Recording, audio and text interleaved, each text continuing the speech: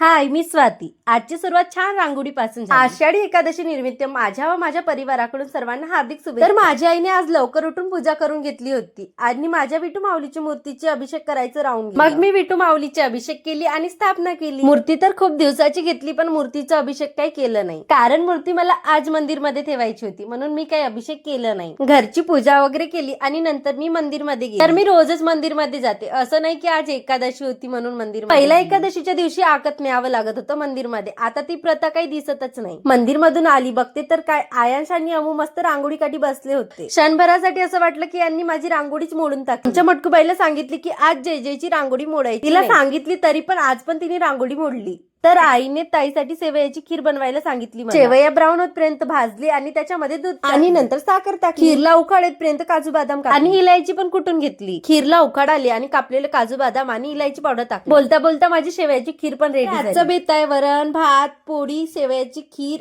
आणि चवरीच्या शेंगांची. पण मी नाही खाऊ शकत, माझा उपवास. तर भेटूया नेक्स्ट ब्लॉग मध्ये.